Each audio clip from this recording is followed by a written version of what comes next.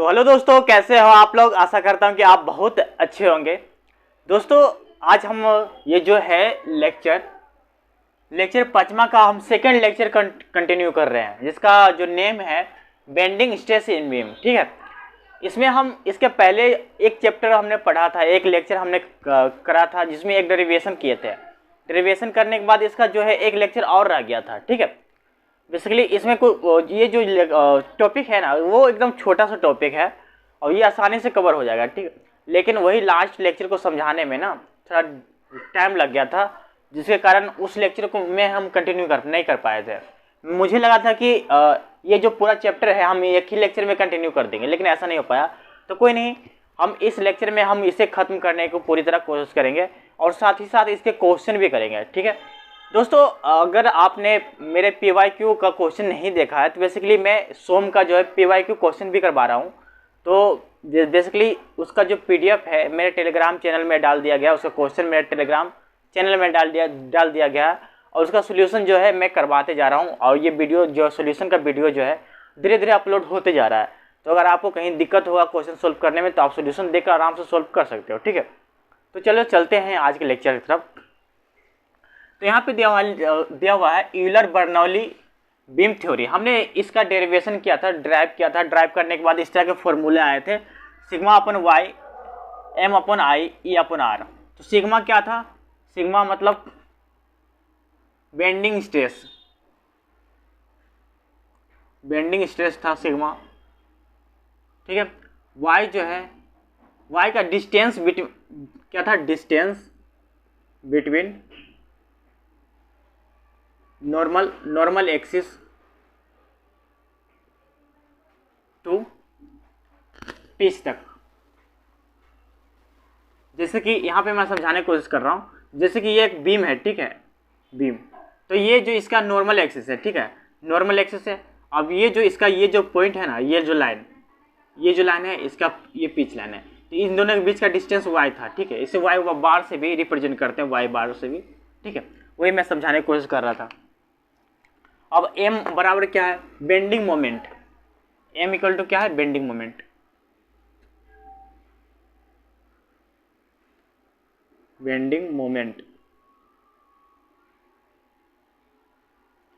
उसके बाद I है moment of inertia.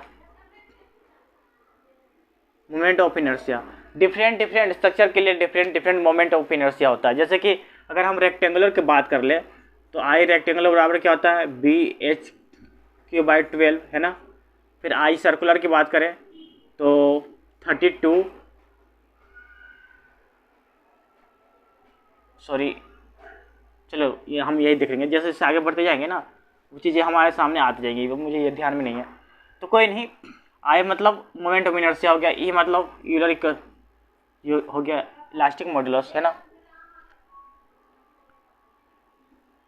Elastic modulus. उसके बाद R बराबर रेडियस ऑफ कार्वेचर।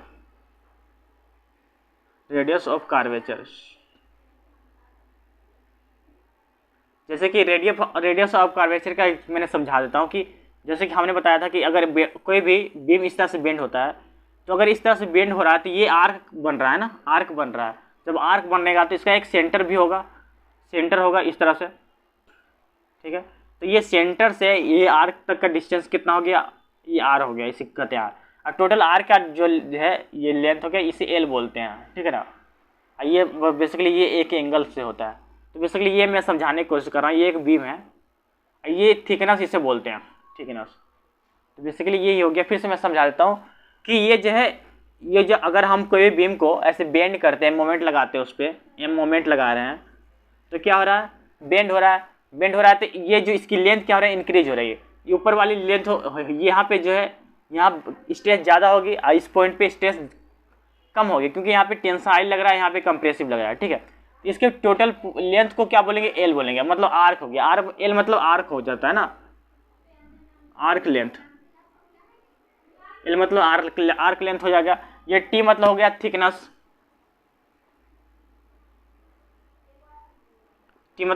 हो गया।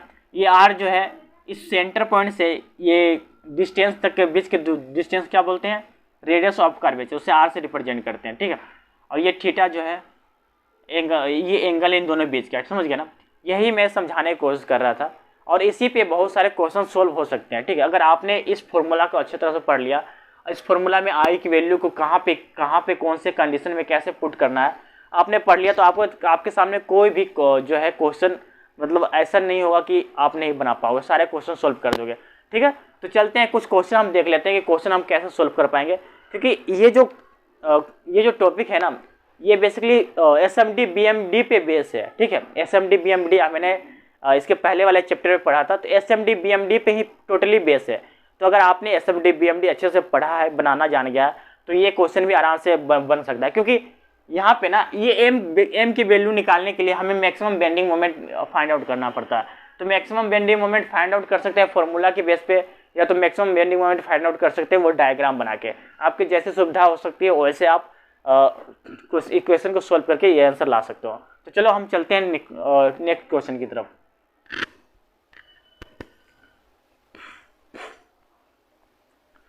तो दोस्तों यहाँ पे देख सकते हैं एक क्वेश्चन है और अच्छा सा क्वेश्चन है। मैंने अभी जस्ट इसके बारे में भी बताया था कि ये स्ट्रक्चर ऐसे होता है और इसी स्ट्रक्चर पे बेस ये क्वेश्चन यहाँ पे दिखाया गया, ठीक है। तो चलो क्वेश्चन सोल्व कर लेते हैं। दिया हुआ a thin high strength steel roller E equal to 200 gigapascal. तो पहले गिवन है जो लिख लेते हैं। E कितना है 200 गीगापास्कल, मतलब कि 200 गीगापास्कल को हम मेगा पास्कल में कन्वर्ट करेंगे तो कितना जाएगा 200 इंटू 10⁻³ मेगा पास्कल, है ना। उसके बाद क्या दिया हुआ है, हैविंग थिकनेस T, थिकनेस दिया हुआ है T दिया हुआ है कितना 4.5 mm, ध्यान से देखना। उसके बाद है L, लेंथ कितना दिया हुआ है, लेंथ दिया हुआ 1.2 मीटर। इसे हम mm में करेंगे तो 1200 mm आ जाएगा, ठीक है ना। इसे हम 1200 में mm में कन्वर्ट कर देंगे। उसके बाद क्या, bend by couple M, moment लगा हुआ है, ठीक है, मोमेंट लगा कपल लगा हुआ है, ठीक है, into circular arc subtending central angle of alpha. तो ये क्या हो गया, अल्फा हो गया, क्या हो गया 40 डिग्री, है ना। बेसिकली ये डिग्री में दिया हुआ है ना, ये डिग्री में दिया हुआ है। मैंने आपको बताया था अगर कोई भी एंगल अगर डिग्री में मतलब ऐसे ही कोई भी एंगल बिना साइन थीटा बिना कोस का दिया हुआ है तो मतलब वो हमेशा रेडियन में रखेंगे, ठीक है ना। जैसे कि अगर हम यहाँ पे जैसे कि साइन अल्फा होता, साइन अल्फा, तो बेसिकली ये ज़्यादातर हम डिग्री में ले लेते हैं, लेकिन यहाँ पे ये अल्फा दिया हुआ है तो बेसिकली क्वेश्चन में दिया हुआ 40 डिग्री, लेकिन हम इसे डिग्री में नहीं मतलब इसे रेडियन में कन्वर्ट करेंगे, है ना, क्योंकि ये अकेला है, इसके पहले कुछ नहीं लगा हुआ। तो ये क्वेश्चन में डिग्री में दिया हुआ, लेकिन इसे हम क्या में कन्वर्ट करेंगे, रेडियन में कन्वर्ट करेंगे, ठीक है। रेडियन में कन्वर्ट करके सोल्व करेंगे। हमेशा से ध्यान रखना कोई भी क्वेश्चन में अगर ये अकेला दिया हुआ तो मतलब उसे रेडियन में रखना है, उसके बाद उसे सोल्व करना है। अगर साइन कोस टेन के साथ दिया हुआ तो मतलब वो डिग्री में है, समझे ना, ये बात हमेशा याद रखना। तो चलो देख लेते हैं। तो इसे हम क्या करेंगे, इसे हम रेडियन में कन्वर्ट करेंगे, ठीक है। तो रेडियन में कन्वर्ट करने के लिए हमें पता क्या है, जैसे कि यहाँ पे थीटा अपॉन 180 है तो मतलब ये डिग्री में है, अब यहाँ पे थीटा अपॉन पाई है तो मतलब कि ये रेडियन में है। तो हमें क्या करना है, रेडियन में कन्वर्ट करना है। तो रेडियन में कन्वर्ट करने के लिए ना पाई को इधर लेके चलाना। अगर डिग्री में कन्वर्ट करना होता तो 180 को इधर लेके चलाते हैं, लेकिन अगर हमें रेडियन में कन्वर्ट करना है तो पाई को इधर लेके चलाएंगे। तो ये मान लेते हैं ये 40 डिग्री है इंटू पाई हो गया अपॉन 180, ठीक है ना। तो कितना आ जाएगा ये देखना है। तो देखो कितना आ गया,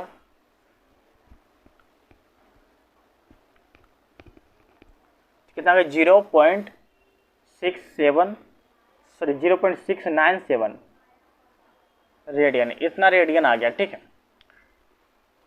अब आगे क्या दिया हुआ है देखो,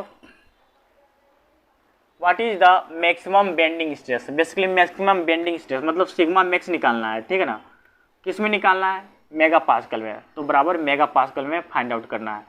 तो हमें पता है एक फॉर्मूला हमने सीखा है, कौन सा फॉर्मूला हमने सीखा है, ये फॉर्मूला हमने सीखा है सिग्मा अपॉन वाई फिर एम अपॉन आई उसके बाद ई अपॉन आर, ठीक है। ये वाला फॉर्मूला हमने सीखा हुआ है।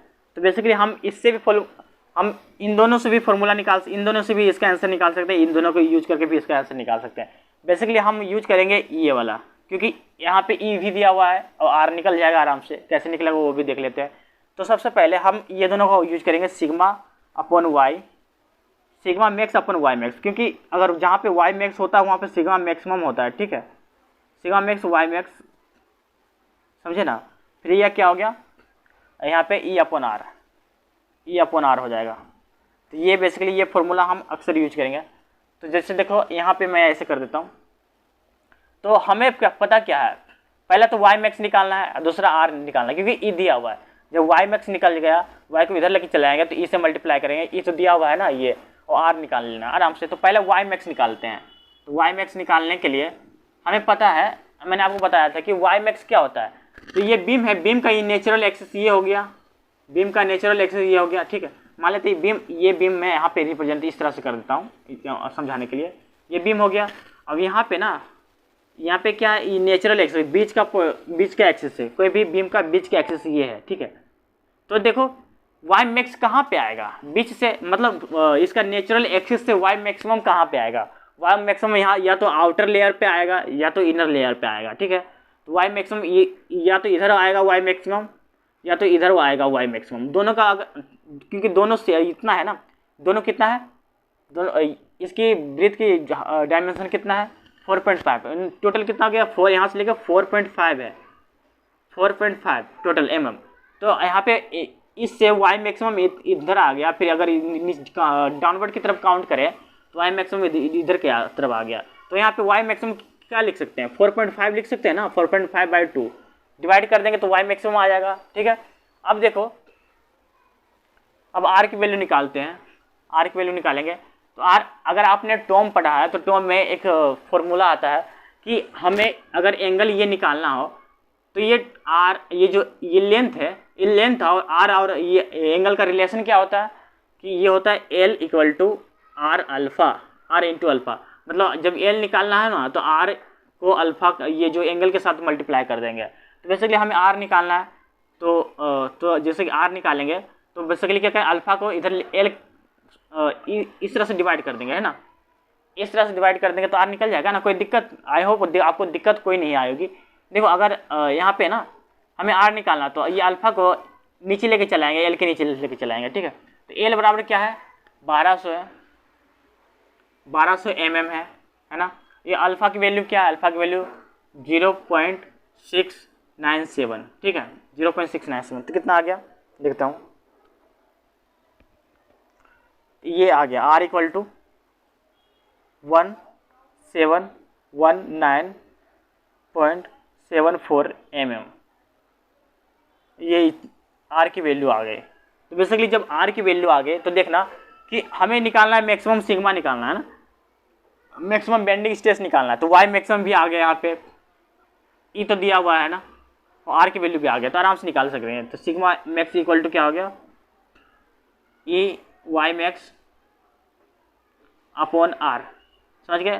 तो ई की वैल्यू क्या है 200 इंटू 10⁻³ इंटू वाई मैक्स क्या है, यहाँ पे ऐसे लिख देता हूँ 4.5/2, 2.25 लिख देता हूँ, 2.25 बाई आर कितना है 1719.74, ठीक है।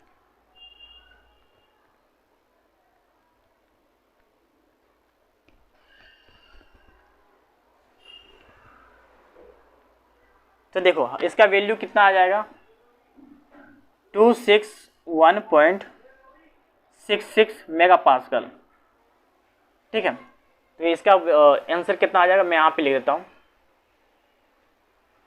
261.66, ये इसका आंसर आ गया। आई होप दोस्तों आपको समझ में आया होगा।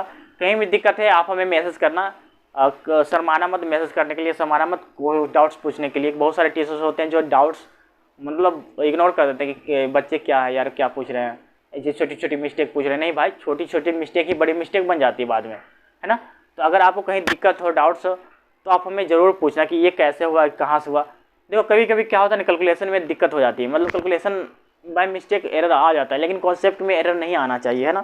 क्योंकि अगर कैलकुलेशन मिस्टेक हो तो मान लेते कि इस क्वेश्चन में कैलकुलेशन में मिस्टेक हो रहा है, लेकिन आने वाले क्वेश्चन दूसरे क्वेश्चन में वो तो कैलकुलेशन अच्छे से कर सकते हैं ना, है ना। तो हम कॉन्सेप्ट तो वही है, मतलब बस क्या कर रहे हैं, अगर किसी क्वेश्चन में डाटा चेंज कर रहे हैं, डाटा चेंज कर दे रहे हैं, तो डाटा चेंज कर दे रहे हैं, तो इसका मतलब ये थोड़ा ना पूरा कॉन्सेप्ट ही चेंज हो जाएगा। कॉन्सेप्ट तो वही रहेगा, बस कैलकुलेशन में नंबर डिजिट सेम हो चेंज हो जाएगा, है ना। तो वही चीज़ें मैं यहाँ पे समझाने की कोशिश कर रहा हूँ। आई होप दोस्तों आपको समझ में आ गया होगा। ठीक है, अब चलते हैं नेक्स्ट क्वेश्चन की तरफ। तो दोस्तों यहाँ पे हम देख सकते हैं एक दूसरा क्वेश्चन है, और काफ़ी आसान सा क्वेश्चन है, आप इसे आराम से सोल्व कर लेंगे। ठीक है, अगर आप समझ गए कि कॉन्सेप्ट क्या है, क्या पूछना चाह रहा है, इसका फॉर्मूला कैसे अप्लाई हो सकता है, अगर ये चीज़ें आपको समझ में आ गया तो आप पकड़ लेंगे कि क्वेश्चन का सोल्व कैसे होगा। ठीक है, तो चलिए हम सोल्व कर लेते हैं क्वेश्चन को। तो यहाँ क्वेश्चन में दिया हुआ है अ बीम ऑफ रेक्टेंगुलर सेक्शन, पहला तो एक रेक्टेंगुलर सेक्शन है 12 centimetre wide and 20 centimetre deep, मतलब कि जो है मान लेते हैं क्या है, रेक्टेंगुलर है, अज्यूम कर लेते हैं यहाँ एक रेक्टेंगुलर क्रॉस सेक्शन है। ठीक है, रेक्टेंगुलर क्रॉस सेक्शन, तो इसका मतलब क्या है, इस तरह से रेक्टेंगुलर क्रॉस सेक्शन, इस तरह से समझे ना। और ये क्या वाइड 12 सेंटीमीटर वाइड है, और इसका जो है डीप कितना है 20 सेंटीमीटर डीप है। ये मैं समझाना चाह रहा था, इस तरह के स्ट्रक्चर है। Is simply supported over a span of 12 metre, मतलब कि ये सिंपली सपोर्टेड है।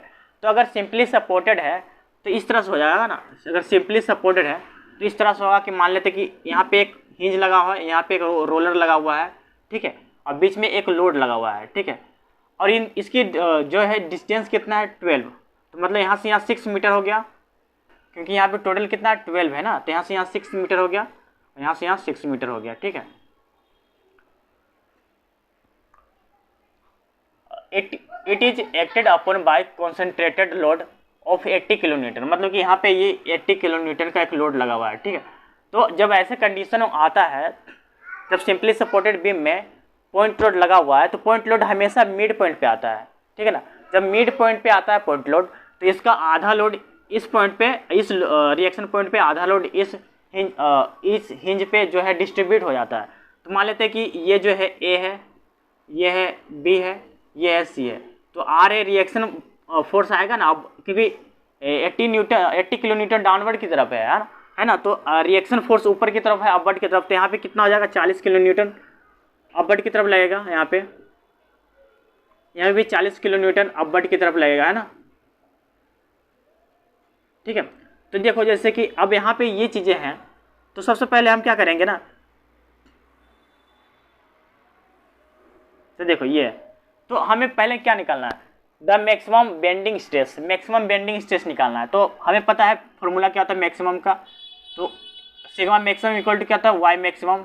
ठीक है, फिर अब क्या करेंगे, क्योंकि यहाँ पे हमें निकालना है m अपॉन आई, क्योंकि हमें यहाँ पे इलास्टिक मॉडुलस नहीं दिया हुआ है, ना ही ये जो बीम है ऐसे कर्व हो रहा है, तो यहाँ पे रेडियस ऑफ कर्वेचर नहीं आएगा, तो हम ये वाला फॉर्मूला यूज करेंगे इन दोनों का। तो हमें पता है कि सिग्मा मैक्सिमम इक्वल टू क्या हो जाएगा एम वाई मैक्सिमम, है ना, फिर आई। तो ये m जो है, m की वैल्यू हम यहाँ से निकालेंगे। m क्या है, बेंडिंग मोमेंट है, मैक्सिमम बेंडिंग मोमेंट, क्योंकि सिग्मा मैक्सिमम आ रहा है, जहाँ पे y मैक्सिमम होगा वहाँ पे मैक्सिमम स्ट्रेस होगा, और वहाँ पे मैक्सिमम बेंडिंग मोमेंट होगा, हो ना, मैक्सिमम बेंडिंग मोमेंट होगा। तो हमें यहाँ पे निकालना है, क्योंकि हमें पता है कि यहाँ सबसे पहले SFD आता है, मैंने आपको बताया था SFD BMD बनाने के लिए कैसे बनता है। तो यहाँ पे सबसे पहले SFD आता है, तो SFD पहले यहाँ 0 होगा, यहाँ पे 0 होगा, है ना। यहाँ पे BMD होता है ना, बेंडिंग मोमेंट डायग्राम, यही 0 होगा, यहाँ पे 0 होगा। तो सबसे पहले हम देख रहे होंगे कि ये जो 40 इस पॉइंट ए पे 40 न्यूटन ऊपर, 40 किलो न्यूटन ऊपर की तरफ जा रहा है, तो अपवर्ड की तरफ 40 किलो न्यूटन जा रहा है, तो हम देखेंगे 40 किलो न्यूटन अपवर्ड की तरफ। ठीक है, अब देखो क्योंकि इन दोनों के बीच में कोई लोड नहीं है, इन दोनों के बीच में कोई लोड नहीं है, मतलब कि जब बीम पे लोड 0 होता है तो शेयर फोर्स क्या होता है, एक कांस्टेंट होता है ना। शेयर फोर्स आप डायग्राम देखना, वो मैंने SFD BMD में एक डायग्राम बताया था कि कौन सा डायग्राम कैसे बनता है, कैसा लोड वेरी करता है। मैंने 3 डायग्राम बनाया था, आपको याद होगा, अगर नहीं याद हो तो आप उसको लिख कर याद कर लेना, ठीक है, क्योंकि वो हमेशा काम आएगा। तो अगर लोड 0 है तो ये जो SFD का डायग्राम क्या होगा, कांस्टेंट बनेगा, मतलब इस तरह से। अब देखो यहाँ तो 40 था ना, 40 ऊपर गया, यहाँ पे भी तो 40 है, लेकिन क्या कर रहा है, ये 80 नीचे जा रहा है। तो 80 नीचे जाएगा तो पहले तो यहाँ 40 आएगा ना, 40 आएगा तो ये 0 न्यूटन में हो जाएगा, 0 हो जाएगा, फिर 40 क्या आएगा, निगेटिव चला जाएगा, ठीक है। तो यहाँ पे इन दोनों के बीच में कोई लोड नहीं है, तो मतलब ये जो है डायग्राम कॉन्स्टेंट बनेगा। फिर 40 किलोमीटर ऊपर की तरफ जाएगा तो यहाँ पे 0 जाएगा, ठीक है। ये क्या हो गया, SFD बन गया,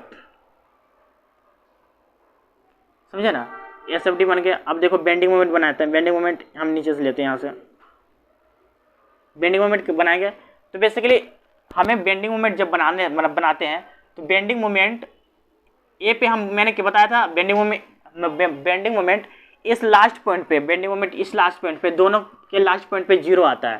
तो मतलब बेंडिंग मोमेंट A = 0 और बेंडिंग मोमेंट C = 0 होता है। अब बेंडिंग मोमेंट B कितना होगा वो देख लेते हैं।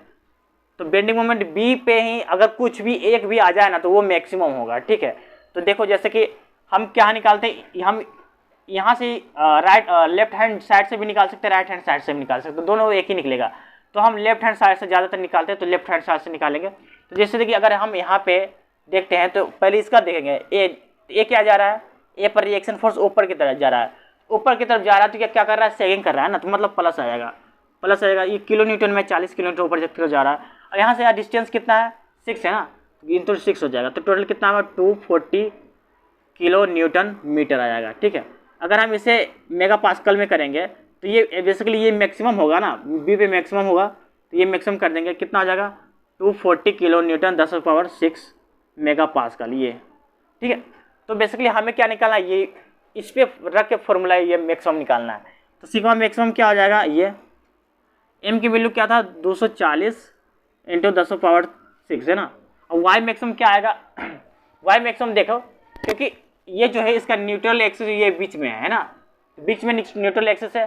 तो वाई मैक्सिमम कहाँ तक जाएगा, यहाँ तक जाएगा ना, वाई मैक्सिमम यहाँ से यहाँ तक जाएगा। मतलब इस पॉइंट से ऊपर की तरफ जा सकते हैं या इस पॉइंट से नीचे की तरफ जा सकते हैं। तो यहाँ वाई मैक्सिमम हो जाएगा और फिर यहाँ पे वाई मैक्सिमम हो जाएगा।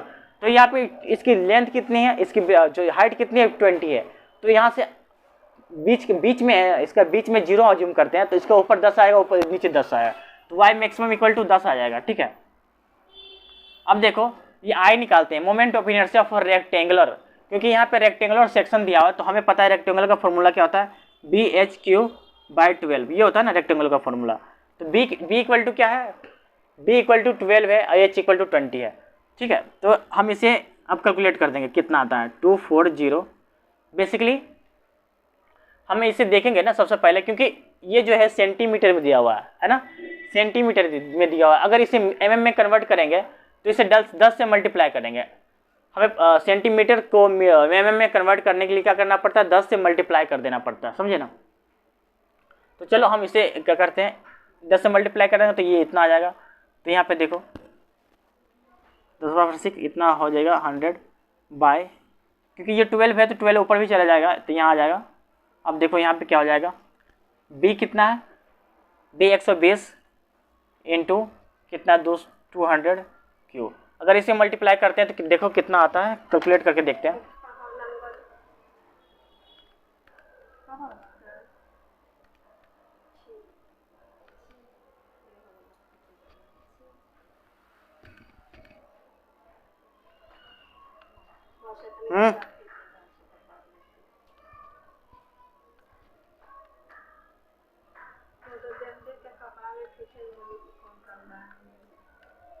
तो बेसिकली इसका जो आंसर आ रहा है 300 आ रहा है, 300 मेगा पास्कल।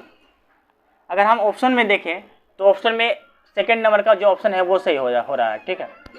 आई होप दोस्तों, मैं आशा करता हूँ कि आपको समझ में आ गया होगा। कहीं भी डाउट्स है तो आप हमको शेयर कीजिए, हमें बताइए कि हमें ये चीज़ें पे डाउट है, ये चीज़ें आपने कैसे सॉल्व किया, आपने यहाँ पे कैसे ये चीज़, कोई भी कहीं भी डाउट है, कोई भी पॉइंट पर डाउट है कि आपने इस क्वेश्चन को यहाँ पे कैसे पुट किया, वो नहीं ये समझ नहीं आया, वो समझ नहीं आया, आप हमें कमेंट कर सकते हैं। कमेंट सेक्शन में कमेंट करो, या तो आप हमारे टेलीग्राम चैनल में कमेंट करो, कहीं भी कमेंट कर लो।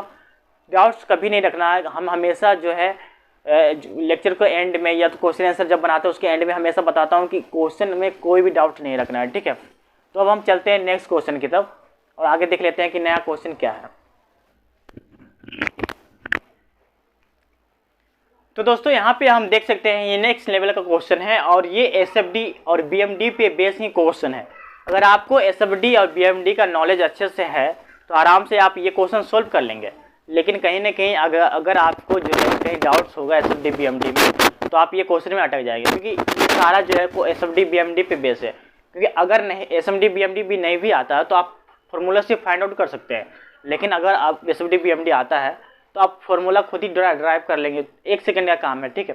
तो बेसिकली चलते हैं ये क्वेश्चन में। और क्वेश्चन दिया हुआ simply supported wooden beam A B एक वुडन बीम है ना, with span length L = 4 metre. मतलब L इसके जो L है कितना, L दिया हुआ हम यहाँ पे लिख लेते हैं, L कितना है 4 मीटर। अगर इसे mm में कन्वर्ट करेंगे तो 4000 mm हो जाएगा, है ना, 4000 mm हो जाएगा। अब देखो carry a uniform load of intensity Q = 6 kN/m। मतलब कि यहाँ पे एक UDL लगा हुआ है, यूनिफॉर्म डिस्ट्रीब्यूशन लोड। जब UDL लगा हुआ है तब यहाँ पे क्या होगा, तो मैंने आपको, चलो आपको आगे मैं आपको बताऊंगा। So now calculate the maximum bending stress. तो मैक्सिमम बेंडिंग मतलब कि सिग्मा मैक्स निकालना है, ठीक है। किस में निकालना है, मेगा पास्कल में निकालना है sigma max. Due to load Q if the beam has rectangular cross section. ये रेक्टेंगुलर क्रॉस सेक्शन है तो इसका ब्रेथ क्या है 140 mm, ठीक है। और उसके बाद हाइट क्या है 240 mm, समझ गया ना, हाइट 240 mm। तो देखो कि अगर हाइट इसकी जो यहाँ पे टोटल कितना, ये हाइट ये हो गया टोटल, है ना, इसकी हाइट जो है 240 mm है, तो y कितना आएगा, y तो यहाँ से यहाँ तक डिस्टेंस आएगा ना, y यहाँ से यहाँ तक का डिस्टेंस आएगा, ठीक है। तो y कितना आ जाएगा, y आ जाएगा 120 mm, क्योंकि 140 को 2 से डिवाइड करेंगे तो 120 आ जाएगा ना, 120 mm आ जाएगा, ठीक है। तो इतना कह रहा है। तो अब देखो हम इसे कैलकुलेट करते हैं, कैसे निकालते हैं, इसका सिग्मा मैक्सिमम निकालना है। तो सिग्मा मैक्सिमम का फॉर्मूला हमें पता है, सिग्मा मैक्सिमम इक्वल टू क्या होता है y मैक्सिमम। अब यहाँ क्या होगा m/i, है ना, m/i। तो देखो अब इसे हम इस तरह से कन्वर्ट करेंगे, सिग्मा मैक्सिमम इक्वल टू क्या हो जाएगा my maximum upon BHQ/12। Basically ए जो आई है मोमेंट ऑफ इनर्शिया है, यहाँ पे क्या है बीम पे डिपेंड कर रहा है कि बीम का स्ट्रक्चर कैसा है। बीम का स्ट्रक्चर रेक्टेंगुलर है, क्योंकि यहाँ पे साफ लिखा हुआ है, मतलब यहाँ डायमेंशन से हम देख सकते हैं B/H, है ना, लेंथ इंटू ब्रेड्थ, डायमेंशन से देख सकते हैं। तो इसका मतलब ये क्या रेक्टेंगुलर है। तो रेक्टेंगुलर का हम क्या होता है मोमेंट ऑफ इनर्शिया BHQ/12 होता है, ठीक है। तो ये चीज़ें, तो अगर हम इसे कैलकुलेट करेंगे और इसे फॉर्मूले में ड्राइव करेंगे तो फॉर्मूला इस तरह से बन जाएगा 6m/BH², ये फॉर्मूला बन जाएगा, ठीक है। ये फॉर्मूला कैसे आया मैं अभी बता दूंगा, ठीक है। तो इसे अब अगर इसे ब्रेक करोगे ना, मैं अब बता ही देता हूँ आपको ऐसे कैसे आ रहा है। देखो ये चीज़ें हम यहाँ तो ऐसे कर दे रहे हैं। तो y इक्वल टू क्या होता है, y इक्वल टू h/2 होता है, क्योंकि यहाँ 2y हो गया ना, 2y हो गया, मतलब h इक्वल टू क्या हो गया, sorry h equal to 2y हो गया ना। तो y इक्वल टू निकालेंगे तो h/2 हो गया, ये हो गया ना। वही चीज़ें मैं आपको समझाना कोशिश कर रहा था। तो देखो यही मतलब, तो y मतलब क्या हो गया, यहाँ पे क्या लिख देंगे y। तो पहले तो इसे इस 12 को ना ऊपर लेके जाएंगे, सिग्मा मैक्स इक्वल टू क्या आ जाएगा 12m, y इक्वल टू क्या होगा, y इक्वल टू h/2 कर देंगे, h/2 इधर नीचे कर देंगे तो BHQ। तो अब देखो क्या कर देंगे, क्या हुआ 2 6 जा 12 हो जाएगा, फिर एक h कट गया, एक h कट गया, तो कितना आएगा 6m/BH², ठीक है। ये हो गया इसका फॉर्मूला। तो अब देखो हम इसी फॉर्मूले से अनुसार हम निकालेंगे, आराम से निकल जाएगा, ठीक है ना।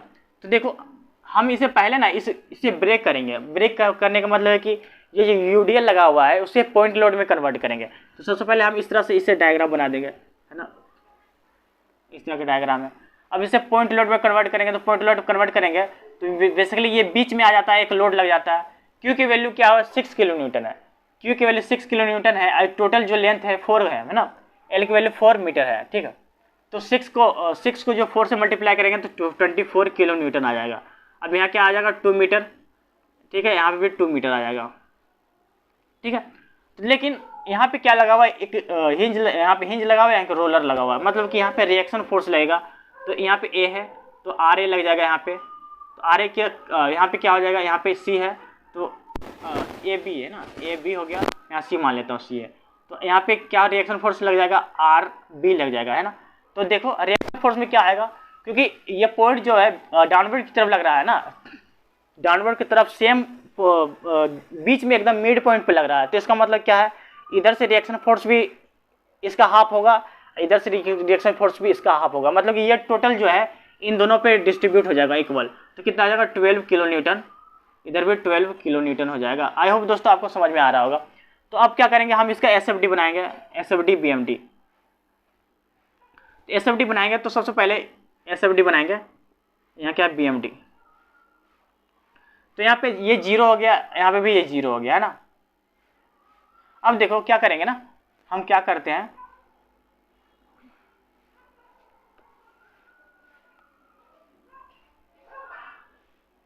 हम क्या करते हैं कि ये जो है पॉइंट ए पे रिएक्शन फोर्स अपवर्ड की तरफ जा रहा है, कितना जा रहा है 12 किलो न्यूटन। तो अपवर्ड की तरफ यहाँ पे आएगा 12 किलो न्यूटन आ जाएगा, ठीक है।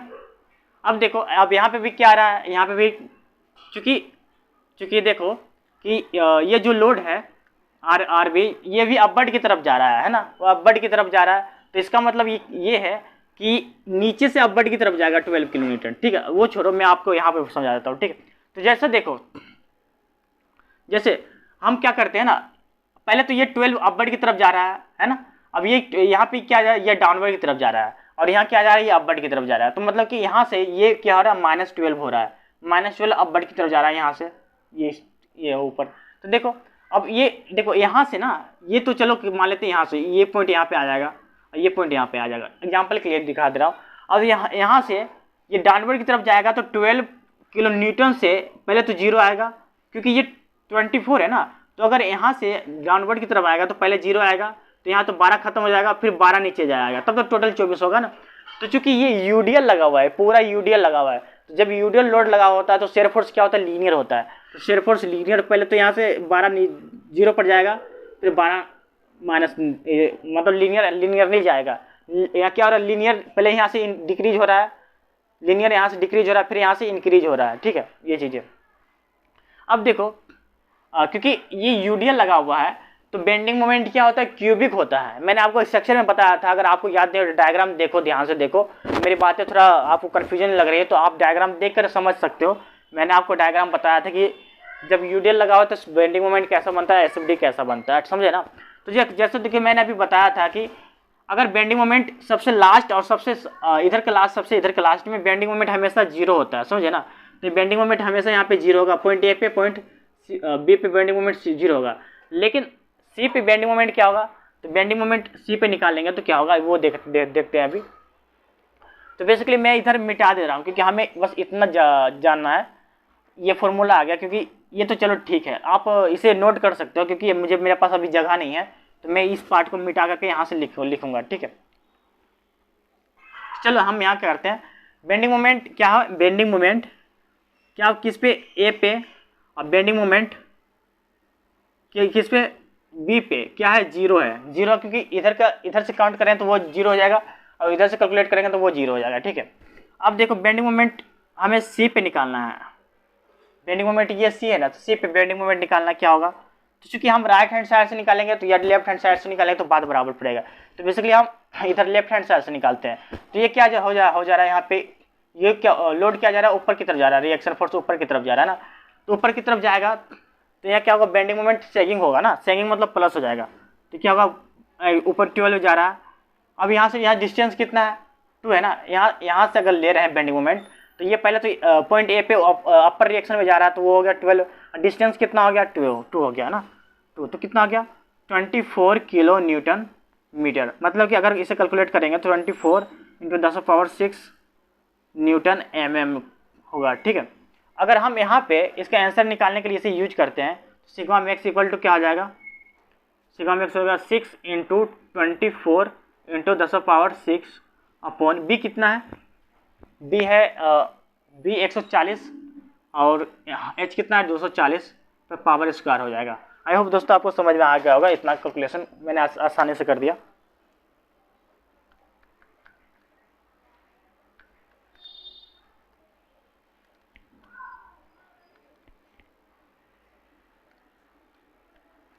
तो देखो इसका जो आंसर आ रहा है दोस्त, इसका आंसर आ रहा है, क्या आ रहा है 17.85 मेगा पास्कल आ रहा है इसका आंसर, ठीक है।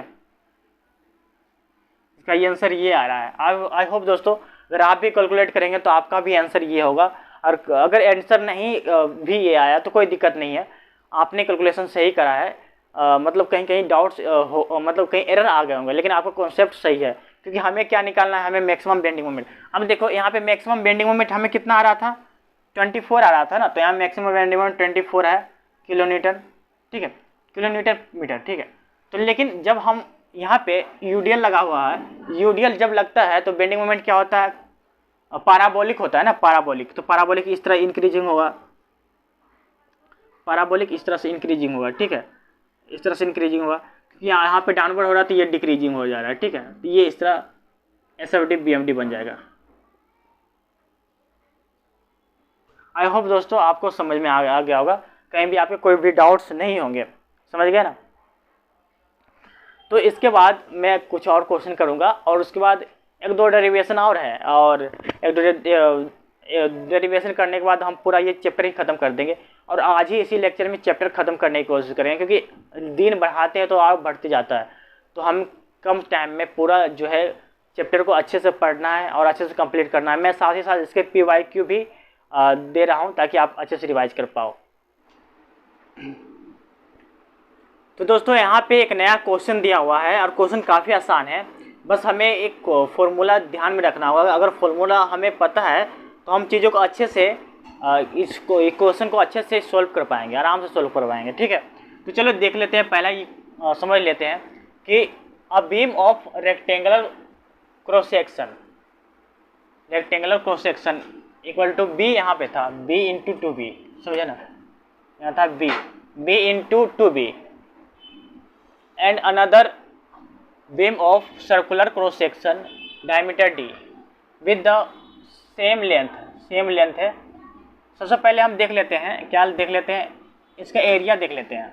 मतलब कि रेक्टेंगल का एरिया दिया, दो बीम दिया हुआ है, एक तो रेक्टेंगल है एक सर्कुलर है। तो रेक्टेंगल का एरिया क्या हो जाएगा, b इंटू 2b हो गया ना, b इंटू 2b। चलो अब देख लेते हैं another beam of circular section, इसका डायमीटर d है, सेम लेंथ, मतलब कि लेंथ l रेक्टेंगुलर का लेंथ हो गया या तो सर्कुलर का लेंथ हो गया, दोनों का सेम है, ठीक है। Are made of same material, मतलब कि जी भी इसका सेम है, जी सेम है, सर्कुलर का जी सेम है और रेक्टेंगुलर का जी सेम है। फिर उसके बाद क्या है, हाँ उसके बाद गामा भी सेम है, रेक्टेंगुलर का गामा भी सेम है, सर्कुलर का गामा भी सेम है, ठीक है। सेम बेंडिंग मोमेंट, मतलब कि बेंडिंग मोमेंट भी इसका सेम है, रेक्टेंगुलर का बेंडिंग मोमेंट भी सेम है और उसके बाद सर्कुलर का बेंडिंग मोमेंट भी सेम है, ठीक है। Have same maximum bending stress, इसका बेंडिंग स्ट्रेस भी सेम है, मैक्सिमम बेंडिंग स्ट्रेस भी सेम है रेक्टेंगुलर का, और सर्कुलर का भी मैक्सिमम बेंडिंग स्ट्रेस भी सेम है, ठीक है। The ratio of weight of rectangular beam and circular beam, मतलब कि इसका जो है वेट और इसका वेट, रेक्टेंगुलर का वेट और सर्कुलर का वेट का रेशियो क्या होगा वो हमें फाइंड आउट करना है। मतलब कि weight of rectangular upon weight of circular equal to क्या होगा, ये हमें फाइंड आउट करना है। तो कोई नहीं, हमें देख लेते हैं। सबसे पहले हम देखेंगे दोस्त कि यहाँ एक फॉर्मूला है और फॉर्मूला काफ़ी आसान है। मैं डायग्राम को मिटा दे रहा हूँ, ठीक है, मैं डायग्राम को मिटा दे रहा हूँ। तो सबसे पहले ना हम देखेंगे कि ये इसके अकॉर्डिंग हम क्वेश्चन सॉल्व कर सकते हैं। हम ये दोनों फार्मूला के यूज करके हम क्वेश्चन सॉल्व कर सकते हैं कोई भी। तो सबसे पहले हम ये फार्मूला का यूज करेंगे। तो maximum stress for rectangular equal to maximum stress for circular, इसका फार्मूला क्या होता है। तो इसका फार्मूला हम ड्राइव भी कर सकते हैं आराम से, ठीक है, लेकिन हम यहाँ पे फार्मूला याद किया है तो फार्मूला याद करके लिख देंगे।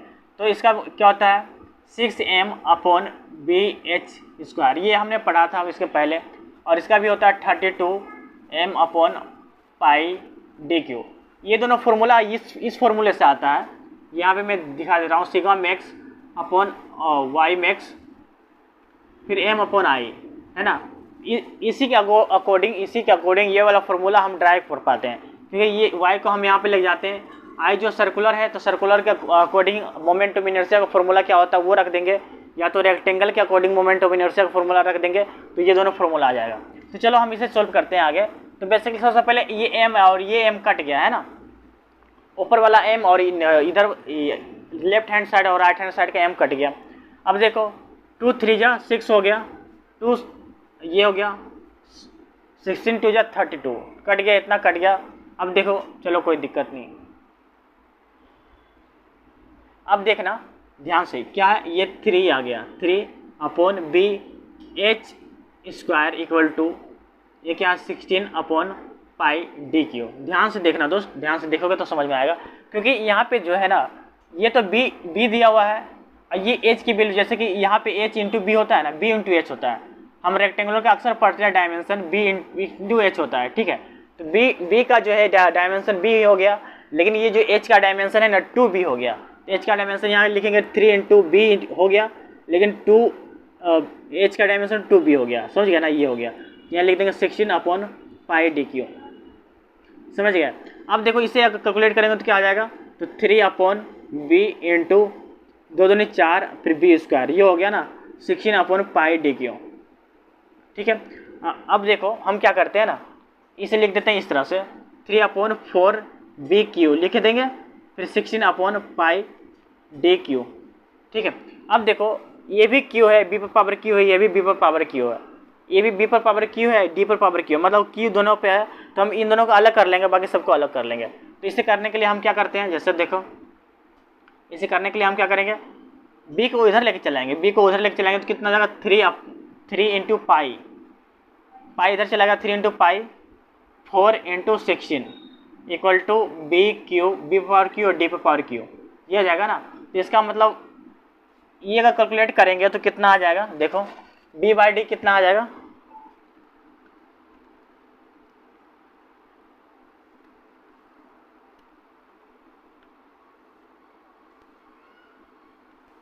अगर ये कैलकुलेट कर रहे हैं तो b/d कितना जा रहा है, b/d इक्वल टू 0.527 इतना आ रहा है, 79 इतना आ रहा है b/d, ठीक है।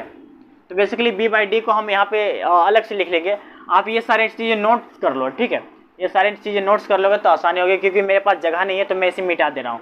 तो यहाँ पे b/d की वैल्यू यहाँ इधर लिख देता हूँ, b/d की वैल्यू कितना जा रहा है 0.5279 है ना, ये आ जा रहा है। तो कोई बात नहीं, आगे देख लेते हैं।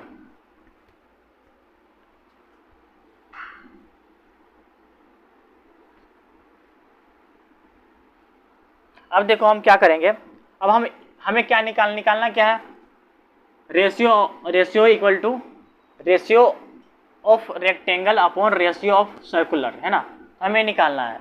तो हमें पता है कि वेट इक्वल टू क्या होता है, गामा एल। आपने पढ़ा होगा एक्सियल लोडेड मेंबर में, मैंने आपको पढ़ाया था कि अगर प्रिज्मेटिक बार के लिए, कोनिकल बार के लिए डिफरेंट कंडीशन के लिए कैसे हम स्पेसिफिक वेट निकालते हैं, तो वही हमें निकालना है। तो हम क्या होता है gamma A L, gamma area क्या है, ए जो है एरिया है, एरिया किसके लिए जो है रेक्टेंगल के लिए, यहाँ एल है, एल भी रेक्टेंगल के लिए, आर भी रेक्टेंगल के लिए, ठीक है। अब क्या है गामा किसके लिए, सर्कुलर के लिए, ए भी है सर्कुलर के लिए और एल भी है सर्कुलर के लिए। तो यहाँ पे देखोगे दोस्त आर जो है, एल जो है रेक्टेंगल के लिए, एल जो है सर्कुलर के लिए सेम है। तो ये दोनों कट गया, फिर यहाँ पे गामा भी मिल रहा है दोनों, तो गामा कट गया, तो क्या बच गया ए रेक्टेंगल का एरिया अपॉन सर्कुलर का एरिया, ठीक है, इतना बच गया। अब देखो क्या करेंगे WR/WC, ये बच गया। देखो अब इसका देखो हम क्या करते हैं, इसका फॉर्मूला क्या होता है, फॉर्मूला B इंटू एच होता है ना, B इंटू एच होता है, तो यही हम लिख देंगे B इंटू मतलब 2B स्क्वायर लिख देंगे, है ना, 2B स्क्वायर लिखेंगे, कोई दिक्कत नहीं, कोई दिक्कत नहीं, 2B स्क्वायर लिखेंगे, कोई दिक्कत नहीं, है ना। अब देखो अब सर्कुलर का क्या होता है एरिया, सर्कुलर का π/4d स्क्वायर, ठीक है। तो हम ऐसे करेंगे तो 8/π हो जाएगा, फिर क्या हो b square by b/d square, ठीक है। तो इसे हम क्या लिख देंगे 8/π, b/d कितना था, b/d कितना 0.5279 है, ठीक है, इसका स्क्वायर कर देंगे। आई होप दोस्तों आपको ये सारी चीज़ समझ में आ गई होंगी। ये देखना कि कितना आंसर आ रहा है।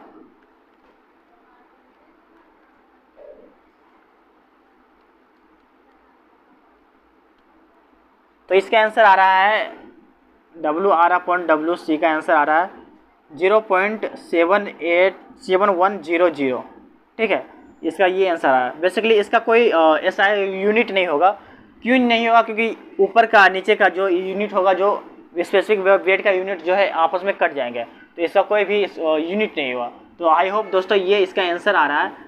तो मेरे ख्याल से आपने जो है ये इसका आंसर आप खुद से कैलकुलेट कर लिए होंगे। अगर नहीं कर रहे हैं तो आप एक कैलकुलेटर रखो भाई, तो मोबाइल रखो, आप कैलकुलेट करने की कोशिश करो, क्योंकि अगर कहीं भी डाउट्स है तो आपको वहाँ पे डाउट्स क्लियर हो जाएंगे, है ना। फिर बाद में अगर अभी नहीं करोगे तो बाद में जब रिवाइज करने लगोगे तो वो चीज़ें आपके डाउट्स आने लगेंगे, कैसे ये डाउट सोल्व होगा, कैसे ये डाउट सोल्व नहीं होगा, ठीक है।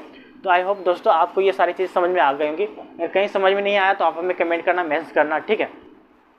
अब हम चलते हैं एक अच्छा सा जो है एक फार्मूला है वो ड्राइव कर लेते हैं। इसके बाद एक फार्मूले से ड्राइव करेंगे, उसके बाद ये जो चैप्टर को ख़त्म कर देंगे। तो सबसे पहले हम देख लेते हैं एक्सियल फोर्स और बेंडिंग मोमेंट कैसे इस बेंडिंग स्ट्रेस में ना एक्सियल फोर्स और बेंडिंग मोमेंट कैसे जो ड्रॉ करते हैं, वो चीज़ हम देखने की कोशिश करेंगे।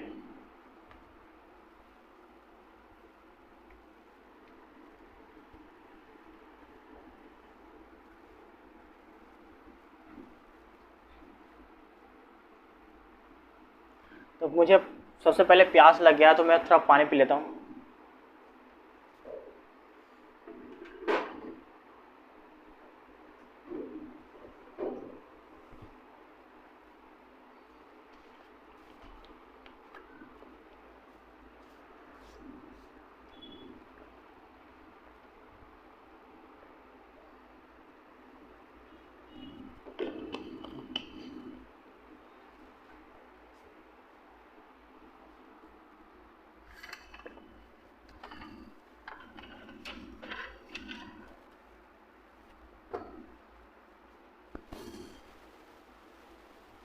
तो हम यहाँ पे एक जो है इक्वेशन ड्राइव कर लेते हैं, जिससे हमें समझ में आएगा कि कैसे हम उसका एक्सियल फोर्स और कैसे हम बेंडिंग मोमेंट ड्राइव करते हैं। उसके अलावा हम किसी सेक्शन पे जब हम कोई भी पार्सल एरिया कंसीडर करते हैं तो उसमें एक्सियल फोर्स और बेंडिंग मोमेंट कैसे हम निकालते हैं, ये चीज़ें हम समझेंगे, ठीक है। क्योंकि ये जो इक्वेशन है आने वाले टाइम में, आने वाले न्यूमेरिकल में बहुत ज़्यादा इम्पोर्टेंट रोल प्ले करने वाले हैं। तो चलो देख लेते हैं एक्सियल फोर्स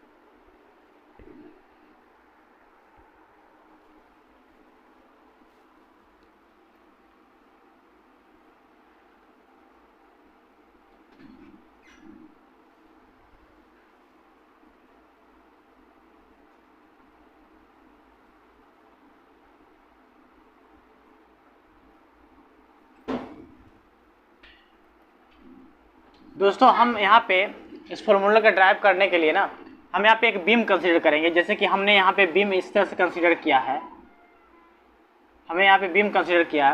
अब इसका ये जो है बीच का पॉइंट है, ठीक है, और ये जो नेचुरल एक्सिस है, समझ गए ना। अब हम क्या करेंगे, यहाँ पे एक मोमेंट अप्लाई करेंगे, डाउनवर्ड की तरफ मोमेंट अप्लाई करेंगे। तो यहाँ पे भी डाउनवर्ड की तरफ एक मोमेंट अप्लाई करते हैं। ये इसका नेचुरल एक्सिस है, ठीक है। तो अब हम इसे मोमेंट अप्लाई करेंगे तो ये कैसा रिएक्ट करेगा, ये इस तरह से रिएक्ट करेगा ना, इस तरह से रिएक्ट करेगा, इस तरह से घूमने की कोशिश करेगा। हालांकि ये इतना बेंड नहीं होता, कोई भी बीम इतना बेंड नहीं होता, वो बस 1, 2 एवं या 5 एवं 10 एवं बेंड होता है। इतना बेंड होगा तो पुल ही ब्रेक हो जाएगा सडनली। इतना ब्रेक नहीं होता, बल्कि मैं यहाँ पे रिप्रेजेंट करने के लिए दिखा रहा हूँ कि इतना बेंड होता है, समझ गया ना। तो जैसे देखो, अब हम यहाँ पे इस तरह से देखेंगे, इस तरह का स्ट्रक्चर बनता है, इस तरह का स्ट्रक्चर बनता है ना। यहाँ पे इस पॉइंट पे ना सबसे ज़्यादा स्ट्रेस होता है, इस पॉइंट पे सबसे ज़्यादा स्ट्रेस होता है, क्योंकि हम ये जो ना अगर इसे डाउनवर्ड की तरफ बेंड करेंगे ना तो यहाँ पे खिंचाव महसूस होगा, है ना। ये थोड़ा इसका जो लेंथ हो ये इंक्रीज हो जाएगा, और इंक्रीज होकर यहाँ पे एक अलग कलर का एक मतलब सिग्निफिकेंस दिखने लगेगा। मतलब वाइट कलर का हो गया, या तो रबर को ऐसे मोड़ते हैं तो वहाँ डिफरेंट कलर का कोई मतलब स्ट्रेस इस जो जैसा कि एक्सटेंड होता है तो वहाँ इनर पार्ट वाला जो है पोर्शन दिखने लगता है वहाँ पे। तो वही चीज़ है। यहाँ पे क्या हो जाएगा, टेंसाइल स्ट्रेस। टेंसाइल स्ट्रेस होगा, क्यों होगा, क्योंकि ये एक्सपेंड हो रहा है, यहाँ पे क्या होगा, कंप्रेशन हो रहा है, ठीक है। तो अगर हम इसका जो स्ट्रेस एनालिसिस करेंगे तो कैसा हो जाएगा, स्ट्रेस एनालिसिस करेंगे तो यहाँ पे मान लेते हैं कि ये जो है ये बीम है और ये जो इसका बीच का पॉइंट है, इसका बीच का पॉइंट है। स्ट्रेस एनालिसिस करेंगे तो ये क्या हो जाएगा, इस तरह से, इस तरह से हो जाएगा, ठीक है। तो यहाँ से ऐसे हो जाएगा, इस तरह से, ठीक है। क्योंकि यहाँ पे क्या हो रहा है, टेंसाइल हो रहा है, टेंसाइल हो रहा है। यहाँ पे भी यहाँ क्या हो रहा है, कंप्रेसिव हो रहा है। तो टेंसाइल में ना हमेशा इधर एंड राइट हैंड साइड की तरफ एरो रिप्रेजेंट करेगा और कंप्रेसिव में लेफ्ट हैंड साइड की तरफ एरो रिप्रेजेंट करेगा। तो ये इसका इस तरह से स्ट्रक्चर बन जाएगा, ठीक है। लेकिन अगर हम यहाँ पे एक ऑब्जेक्ट कंसीडर करते हैं, यहाँ पे एक ऑब्जेक्ट कंसीडर करते हैं और ये इसका जो है नेचुरल एक्सिस है। यहाँ हमने ऑब्जेक्ट कंसीडर किया लेकिन ये इसका नेचुरल एक्सिस है और यहाँ पे ये पार्शियल एरिया है, हमने कंसीडर किया है ये पार्शियल एरिया, ठीक है, पार्शियल एरिया। और ये जो पार्शियल एरिया है हम इसे इस तरह से ड्रॉ करते हैं, ठीक है। तो इसका एरिया, तो इस एरिया में ना हम थोड़ा सा स्टेप कंसीडर करेंगे, हम जानने के लिए कि एक्सियल फोर्स कैसे रिएक्ट करता है उसे जानने के लिए हम यहाँ पे एक स्टेप कंसीडर करेंगे, समझे ना। यहाँ पे स्टेप कंसीडर करेंगे तो मैं यहाँ पे इस मिटा ही देता हूँ, इसको यहाँ पे इसको मिटा देता हूँ ताकि आप अच्छे से समझ में आए, ठीक है ना। जैसे देखो हम ऐसे ऐसे कर दे रहे हैं।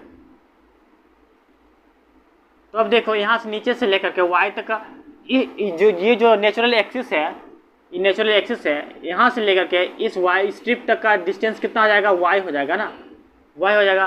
और ये जो क्योंकि ये एक स्ट्रिप है, एकदम छोटा सा स्ट्रिप है, छोटा स्ट्रिप है, जिसका एरिया क्या हो जाएगा, डी ए हो जाएगा ना, तो डी ए हो जाएगा। तो बेसिकली मैं इसे सबसे पहले मिटा देता हूँ इसे समझने के लिए।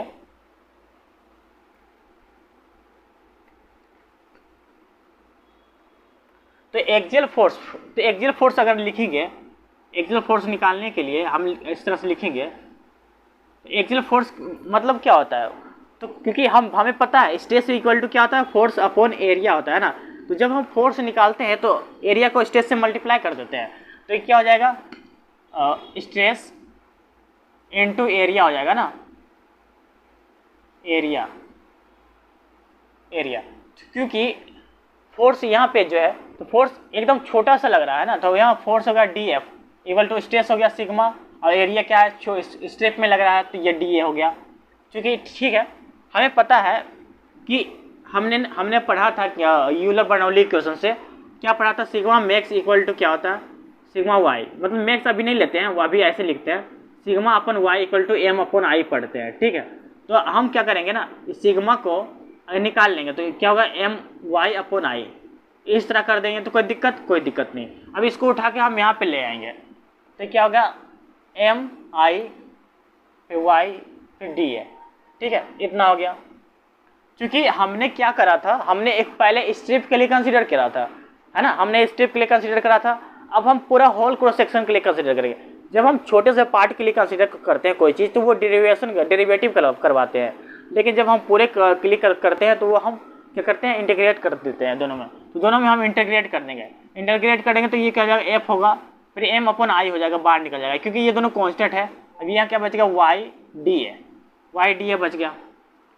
क्योंकि वाई डी ए क्या है, Y D A first moment of inertia जो है पार्शियल एक्सिस का, पार्शियल एरिया का जो है, ठीक है। तो यहाँ पे लिख देता हूँ वाई डी ए, ये क्या है, first moment of inertia, first moment of inertia about natural axis, ठीक है। तो इसका मतलब ये हो जाएगा, इसका मतलब ये होता है एफ इक्वल टू एम आई। यहाँ पे ये जो इंटीग्रेशन वाई डी ए है ना, इसको इस तरह से लिख देंगे, ए वाई बार। तो वाई बार हमें क्या है, वाई बार यही है कि नेचुरल एक्सिस से अपर तक का डिस्टेंस क्या हो गया, ये इसका डिस्टेंस, टोटल डिस्टेंस को कहते हैं वाई बार। और एरिया, ये जो एरिया है ये पार्शियल जो एरिया है ना, ये हमने पार्शियल एरिया जो कंसीडर किया था इसका, तो ये जो एरिया है वो पार्शियल एरिया है, ठीक है। तो ये इसका एक फॉर्मूला हो गया, ये इसका एक फॉर्मूला हो गया, समझ गया ना। अब हम देखेंगे बेसिकली ये तो निकल गया, क्या निकल गया, एक्सियल फोर्स,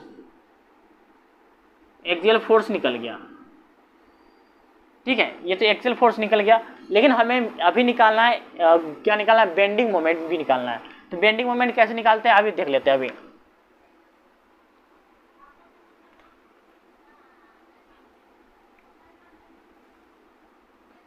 तो बेंडिंग मोमेंट निकालने के लिए ना हमें पता है, जब हम किसी बीम पे बेंड करते हैं, किसी बीम पे मान लेते हैं यहाँ पे एक बीम है, यहाँ पे फिक्स है, यहाँ पे इसके एक पॉइंट पे बीम लोड लगा रहा है, इसका बेंडिंग मोमेंट निकालने के लिए ये लोड को पूरा डिस्टेंस से मल्टीप्लाई कर देते हैं ना, ये पूरा लोड को जो है पूरा डिस्टेंस से मल्टीप्लाई करा देंगे तो कितना आ जाएगा, बेंड मोमेंट आ जाएगा, वही हमें निकालना है, ठीक है। तो बेंडिंग मोमेंट इक्वल टू क्या होता है, टोटल कितना हो जाएगा, मतलब लोड हो जाएगा, मतलब फोर्स इनटू क्या हो जाएगा, डिस्टेंस हो जाएगा, है ना, फोर्स इनटू डिस्टेंस। हमें पता है ये क्या, मोमेंट एम हो गया, मोमेंट डी एम, ठीक है, मोमेंट डी एम, क्योंकि ये स्टेप के लिए हम पहले कर रहे हैं, तो ये क्या फोर्स हो गया, फोर्स ऐसे लिखेंगे D F into distance Y है, वाई ये पूरा डिस्टेंस ये वाला। अब देखो ये डी एम लिखेंगे, क्योंकि हमें पता है ये किसका वैल्यू क्या था, सिग्मा इंटू डी है ना, सिग्मा इंटू डी है वाई हो गया, ठीक है। डी एम सिग्मा, ये जो है डी एफ की value sigma into D M, मैंने आपको बताया था ना कि कैसे आया था इसके पहले जस्ट, तो वही चीज़ है। सिग्मा वैल्यू एम आई, यहाँ पे वाई हो जाएगा इंटू डी है, ये वाई, ठीक है, वाई बार ये भी हो गया। तो हम इसे क्या करेंगे, डी एम लिख देंगे, फिर एम अपॉन आई, ठीक है, ये क्या होगा, वाई बार हो गया, इसके बाद डी हो गया। तो बेसिकली अगर हम इसे पूरा पूरे के लिए पार्शियल एरिया के लिए हम निकालते हैं, तो क्या करते हैं, इसका इंटीग्रेट कर देते हैं, तो क्या हो जाएगा, एम फिर एम अपॉन आई, ठीक है। बेसिकली ये एम जो है ना ये बेंडिंग मोमेंट है, ठीक है, तो इसे एम नोट कर दे रहे हैं, ये भी मोमेंट है लेकिन मैक्सिमम वाला, ठीक है, लेकिन तो इसलिए हम दोनों को डिफरेंस करने के लिए यहाँ एम नोट कर दे रहे हैं। तो अब देखो ये क्या हो गया, आई स्क्वायर डी है, ये हो गया ये, तो इसका वैल्यू हम ऐसे लिख देंगे, इंटीग्रेशन वाई डी है, इसका वैल्यू मतलब आई नोट कर देंगे, तो ये क्या हो जाएगा, M naught M I upon I, फिर आई नोट ये हो गया। तो बेसिकली आई नोट क्या है, integration Y square D A क्या है, ये है second moment of inertia, second moment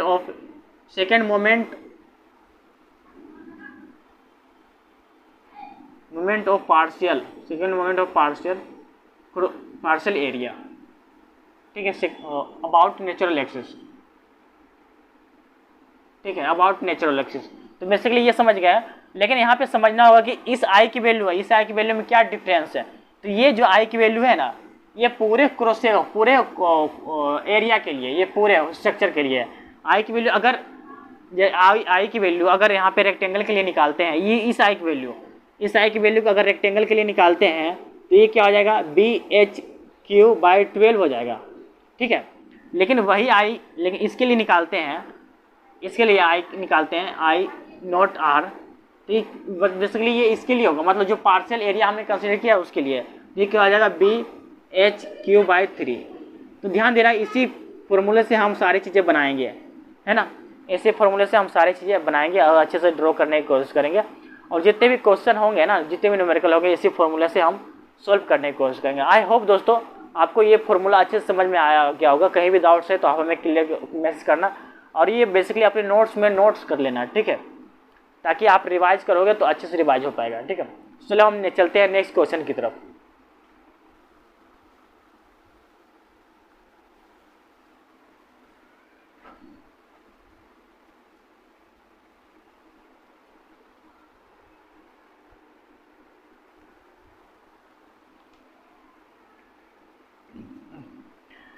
तो दोस्तों यहाँ पे दिया हुआ है एक क्वेश्चन दिया हुआ है, उसी जो है न्यूमेरिकल, उसी डेरिवेशन पे बेस है, उसी डेरिवेशन का फॉर्मूला जो हमने अभी ड्राइव किया था, इसी डेरिवेशन पे बेस है, और ये फॉर्मूला काफ़ी अच्छा है, तो हम समझने की कोशिश करेंगे। तो यहाँ पे दिया हुआ a beam width the cross section given below, एक क्रॉस सेक्शन दिया हुआ है, बीम दिया हुआ है, क्रॉस सेक्शन गिव दिया हुआ है below is subjected to a bending moment of 20 kilo newton metre. मतलब क्वेश्चन में दिया क्या दिया हुआ, मोमेंट दिया हुआ है, ठीक है, 20 किलो न्यूटन मीटर। इसका मतलब क्या है, इसे हम इस तरह फॉर्म में लिख सकते हैं 20 × 10⁻6 न्यूटन मीटर mm, ठीक है, या तो मेगा पास्कल में लिख सकते हैं, कोई दिक्कत नहीं है, समझ गया ना। Acting around the horizontal axis the axial force acting the natural axis of cross section. तो यहाँ पे एक्सियल फोर्स निकालना है कि एक्सियल फोर्स क्या होगा। तो हमें पता है एक्सियल फोर्स का फॉर्मूला क्या होता है, MI, ठीक है, MI फिर AY बार होता है, ये फॉर्मूला होता है ना। अभी हमने ड्राइव किया था, ये फॉर्मूला ड्राइव किया था, हम देख लेते हैं कैसे हम आगे बढ़ते हैं। तो सबसे पहले हम देखेंगे बेसिकली ये जो ये जो A और Y बार है ना, तो ये जो Y बार है हम इस क्रॉस सेक्शन का निकालेंगे। ये जो पार्शियल एरिया है ना, ये पार्शियल जो शेडेड किया हुआ है उसका A × Y बार निकालेंगे, समझे ना। अगर ये यहाँ पे कुछ दिया होता है इसके बाहर, कोष्टक के बाहर, तो ये पूरा के लिए होता है, समझे ना। लेकिन ये कोष्टक के अंदर A × Y बार दिया हुआ है, तो मतलब इसका मतलब कि ये जो है क्रॉस, ये जो एरिया है पार्शियल एरिया उसके लिए, ये शेडेड एरिया उसके लिए दिया हुआ है। तो देखो हमें पता है M बराबर क्या है, 2 × 10⁻6 पता है, ठीक है। अब देखो I हम निकालते हैं, I क्या है, I मतलब I क्या है, देखो I जैसे कि यहाँ पे क्या है 25 है ना, I 25 है, यहाँ पे 25 हो गया इसका ब्रेथ। I मतलब क्या होता क्या है, I बराबर होता क्या है BH3/12, ये होता है ना। तो चलो इसे लिख लेते हैं। तो जैसे देखो I मतलब BH3/12 ये हो गया।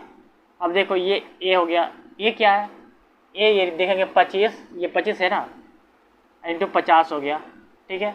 और Y बार देखो, Y बार क्या है, क्योंकि ये जो पार्शियल एरिया इसके बीच का पॉइंट होगा, इसके बीच का पॉइंट मतलब यहाँ से लेकर के नेचुरल एक्सिस से लेके इसके बीच का पॉइंट तक का डिस्टेंस कितना होगा वो दिखाना है। ये Y बार हो गया, तो Y बार की Y कितना हो जाएगा 12.5 हो जाएगा, है ना। अब इसको ऊपर लेके जाते हैं तो क्या हो जाएगा 12 × 20 × 10⁻6 हो जाएगा, है ना। अब ये क्या हो जाएगा, यहाँ पे 25 × 50 × 12.5 हो जाएगा। अपन कर देंगे B क्या है, तो B इसका बेस कितना है, बेस है 50 हो गया। और हाइट कितना है 25 पे क्यों हो जाएगा, सॉरी 25 ये नहीं होगा। देखो यहाँ पे क्या हो जाएगा, मैंने आपको बताया था ना कि ये जो बाहर निकालते हैं इसके बाहर वाले जो है ये पूरा के लिए होता है, इसके बाहर में जो है पूरा के लिए होता है। मतलब कि ये जो B है, B टोटल कितना हो गया, यहाँ पे B कितना हो गया 100 हो गया ना, ये 50 और ये 50 कितना हो गया 100 × H कितना हो गया। तो देखो यहाँ पे H की वैल्यू क्या आ जाएगा, H क्या है, H 75 × 75 + 75 कितना हो जाएगा 150 पे पावर क्या कर देंगे Q कर देंगे, है ना, ये आ जाएगा। तो अब इसे कैलकुलेट करेंगे तो कितना हो जाएगा, देखो हमें अब कैलकुलेट करते हैं।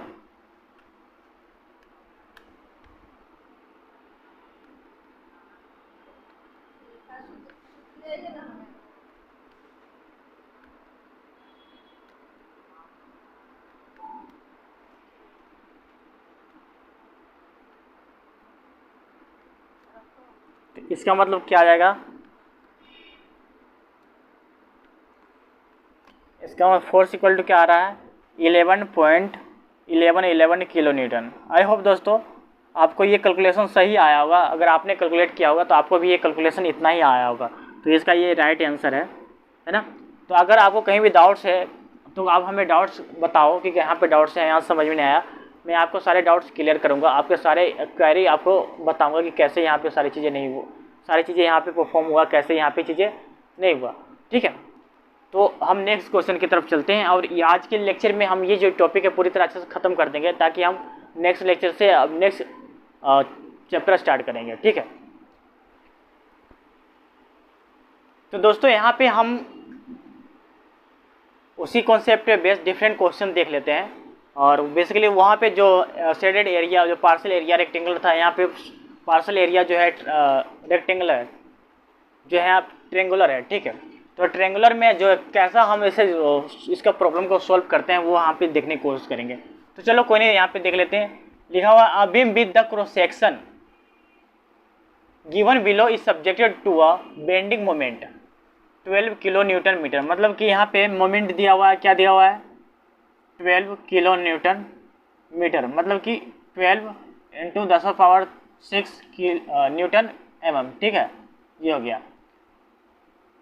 Acting around the horizontal axis the axial force acting on the notch area of the cross section. तो यहाँ पे भी क्या निकालना है, एक्सियल फोर्स निकालना है। तो F इक्वल टू निकालना है, ठीक है, F इक्वल टू निकालना है।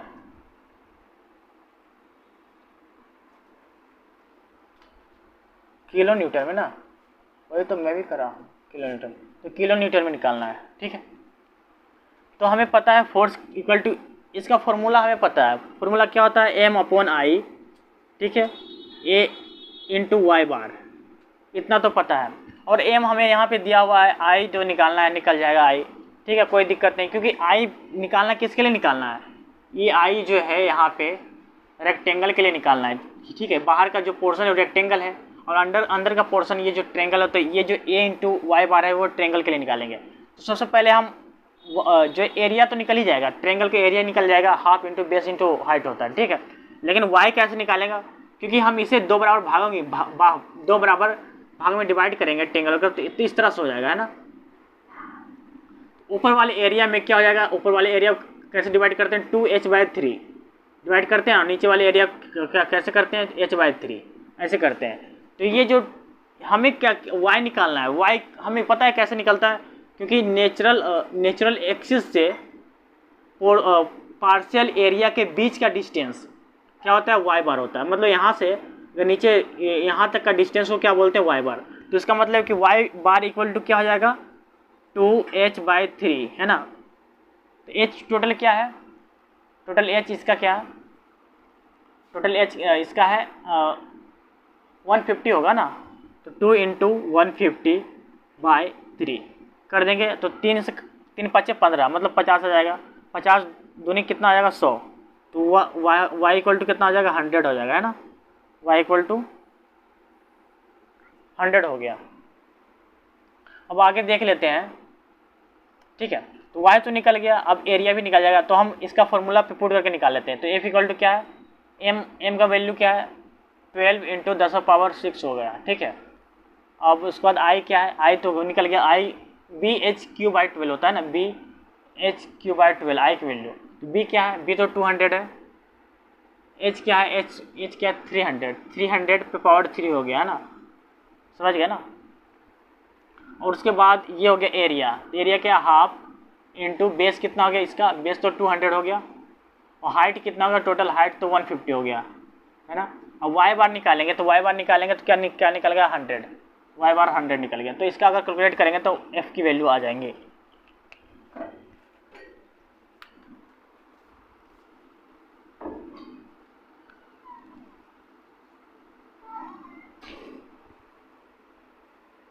BH/12 ना, BH/12 यहाँ तो होता है।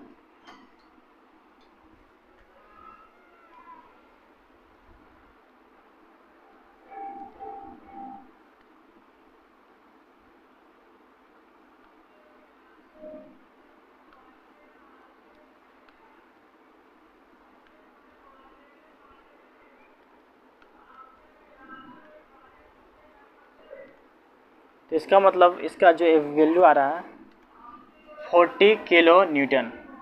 तो इसका जो आंसर आ रहा है 40 किलो न्यूटन आ रहा है, axial force equal to 40 kilo newton. तो इसका ये आंसर हो गया।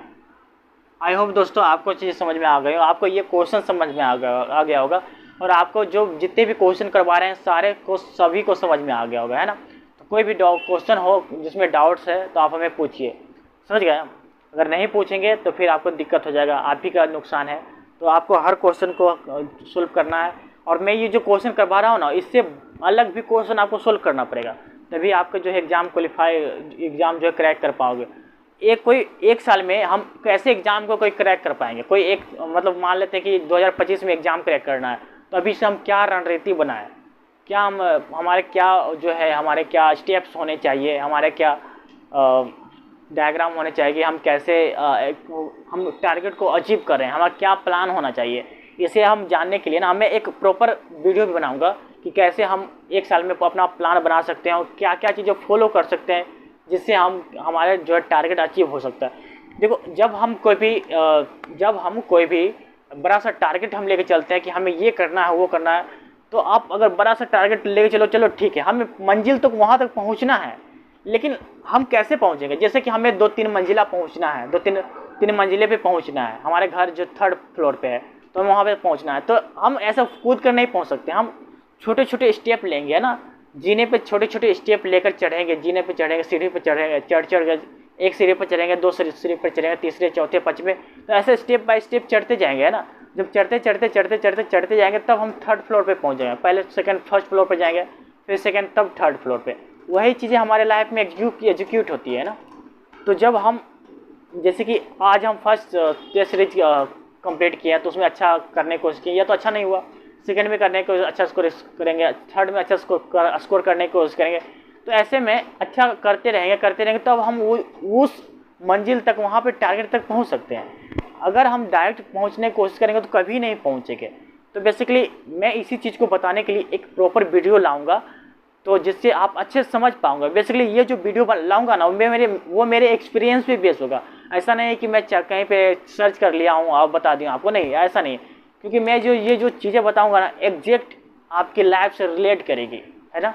आपकी लाइफ से आप खुद महसूस कर पाओगे कि हाँ भाई ये हम कर रहे थे और ये हम नहीं कर रहे थे, जिसके कारण हमारा जो है रिजल्ट हो नहीं रहा था। ये तो आप कोई भी सेक्टर में, क्योंकि ये एग्ज़ाम की प्रिपरेशन करने की तकनीकें भले ही अलग अलग हो सकती है, लेकिन हमारा मेथड एक ही होता है ना। हमारे पास टाइम कितना, 1 साल होता है ना, और 1 साल में हमारा सिलेबस खत्म करना होता है। उसके अकॉर्डिंग हम अपने रणनीति बनाते हैं, प्लान्स बनाते हैं कि कैसे हम चीज़ों को एग्जीक्यूट करें, कैसे हम अचीव करें। सारी चीज़ें प्लान बनाकर हम आगे बढ़ने की कोशिश करते हैं, है ना। तो वही मैं अपने वीडियो में बताऊँगा कि कैसे आप जो है 1 साल में या तो 1 साल के अंदर में आप जो है अपने टारगेट को कैसे प्राप्त कर सकते हैं। या आप अगर चाह रहे होंगे ना कि हम 1 महीने 6 महीने पढ़कर कोई भी एग्जाम क्रैक कर लें, तो ये बड़ा मुश्किल है। ये आपको बहुत सारे यूट्यूबर्स मिल जाएंगे कि आपको बताएंगे कि 1 साल में कैसे क्रैक करते हैं, 1 महीने में कैसे एग्जाम क्रैक करते हैं, 6 महीने में एग्जाम को कैसे क्रैक करते हैं, 3 महीने में एग्जाम को कैसे क्रैक करते हैं। ये सब फेक है भाई, इस सब के पीछे आप मत रहना, ये सारी चीज़ें फेक है। ये उन लोगों के लिए बेहतर होता है जो पहले से तैयारी कर रहे होते हैं, बीच में तैयारी छोड़ दिए होते हैं, लेकिन एग्जाम के 3 महीने बाद प्रिपरेशन करने लगते हैं कि हाँ चलो भाई प्रिपरेशन करके देखते हैं शायद इसमें रिजल्ट हो जाए। वो तैयारी करते हैं क्योंकि उनका किया हुआ होता है, बस वो रिवाइज करते हैं तो उसका रिजल्ट हो जाता है। तो ऐसे में ये मत सोचना कि 3 महीना 1 महीना 2 महीना तैयारी करके ना रिजल्ट ले आएंगे, ऐसा कभी नहीं। अगर आपको टॉप बनना है तो कम से कम आपको समय देना पड़ेगा हर चीज़ के पीछे, चाहे कोई भी सेक्टर में जाओ, बिजनेस करने जाओ या तो एग्जाम क्रैक करने की कोशिश करो, तो आपको टाइम देना पड़ेगा। जिस चीज़ के पीछे आप ज़्यादा टाइम दोगे वो चीज़ें जो है आपके होते जाएंगे, ठीक है। तो बेसिकली ये चीज़ें तो होती रहेंगी। तो हम जो है इसके आगे जो एक और छोटा सा है न्यूमेरिकल ड्राइव करेंगे, तो वहाँ पे समझ पाएंगे कि क्या उसका फॉर्मूला है, कैसे हम ड्राइव करके आगे बढ़ते हैं, ठीक है। दोस्तों ये जो चैप्टर है ये 5वां चैप्टर का सबसे लास्ट टॉपिक है, ठीक है। और ये चैप्टर के होने के बाद ये टॉपिक होने के बाद ये चैप्टर पूरी तरह ख़त्म हो जाएंगे। तो हमें ये ध्यान से थोड़ा पढ़ना है, और ये ज़्यादा इम्पोर्टेंट नहीं है, लेकिन कभी कभार आ जाता है, ये थ्योरी बेस्ड क्वेश्चन आ जाते हैं तो पूछ दिया जाता है, ठीक है। तो ये हम कवर कर लेते हैं।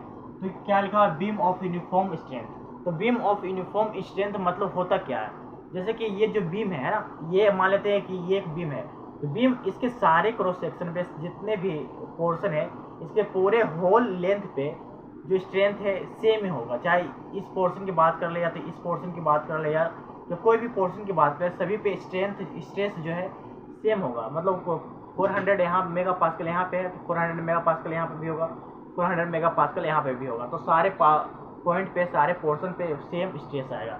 तो वही कहने का मतलब है। तो हम यहाँ पे डिफिनेशन देख लेते हैं कि beam of uniform strength is a beam subjected to same maximum bending stress throughout the length. मतलब कि पूरे लेंथ पे सेम मैक्सिमम बेंडिंग स्ट्रेस होगा, ठीक है। अगर हम यहाँ पे अप्लाई करते हैं तो यहाँ पे भी वही होगा, यहाँ पे भी वही, यहाँ पे भी सेम बेंडिंग स्ट्रेस आएगा, ठीक है। अब देखो beam of uniform strength is the most economical beam design. मतलब कि ये कहने का मतलब है कि जब हम बीम की कोई क्रॉस सेक्शन की डिजाइन करते हैं, बीम का डिजाइन करते हैं, तो मान लेते हैं ये पर्टिकुलर क्रॉस सेक्शन पे ना, कि मान लेते हैं कि हमें ना यहाँ से यहाँ तक के बीम डिजाइन करना है, तो यहाँ पे कोई cross section particular cross section दिया हुआ है, तो हम उसी क्रॉस सेक्शन का चीज़ डिजाइन करने में तो ये आसान सा हो जाता है कि हमें इसी ये जो क्रॉस सेक्शन डिजाइन किए, इतने डायमेंशन का क्रॉस सेक्शन डिजाइन किए, और उसी डायमेंशन को सारे को जो लेंथ को उसी डायमेंशन से कंप्लीट करना है। लेकिन अगर हमें कहीं पे इस तरह से दिया हुआ, कहीं पे इस तरह से, सॉरी, कहीं पे इस तरह से दिया हुआ, कहीं पे इस तरह से दिया हुआ, कहीं पे इस तरह से दिया, कहीं पे इस तरह से दिया, तो ऐसे क्रॉस सेक्शन बनाने में थोड़ा डिफिकल्ट हो जाता है ना। इसमें क्या होता है, टाइम कंज्यूम ज़्यादा हो जाता है, ठीक है, मटेरियल को काटना पड़ता है, घिसना पड़ता है, तरह तरह का प्रोसेस अप्लाई करना पड़ता है ना, उसके लिए वर्कर की रिक्वायरमेंट होती है। तो इस तरह के डिज़ाइन, इस तरह के शेप बनाने के लिए थोड़ा डिफ़िकल्टी होती है, थोड़ा पैसे की भी खर्च हो जाता है, मटेरियल भी यहाँ से रिड्यूस होना होता है, तो मटेरियल जो यहाँ से रिड्यूस होगा वो भी वेस्ट हो जाएगा, है ना। और प्लस तरह तरह के प्रोसेस अप्लाई होंगे, क्योंकि यहाँ से पहले तो कटिंग करेगा, फिर उसके बाद फिनिशिंग करेंगे, तो ये सारे में पैसे ज़्यादा बर्बाद हो जाता है। तो इसका मतलब क्या है, ये जो सेम यूनिफॉर्म क्रॉस सेक्शन वाले, यूनिफॉर्म स्ट्रेस, मैक्सिमम स्ट्रेस वाले जो बीम होता है वो कम लागत में बन जाता है। और लेकिन ये जो क्रॉस सेक्शन वेरी कर रहा है, पहले इंक्रीज हो रहा है, पहले फिर डिक्रीज हो रहा है, फिर इंक्रीज हो रहा है, तो ऐसे क्रॉस सेक्शन वाले बीम में ना जो थोड़ा ज़्यादा पैसा लग जाता है। तो वही हमें बताया गया, ठीक है। तो हम देख लेते हैं, बेसिकली कुछ चीज़ें देख लेते हैं कि कैसा होता है यूनिफॉर्म और नॉन यूनिफॉर्म। तो अज्यूम कर लेते हैं, यहाँ पे मैं डालता हूँ इसको,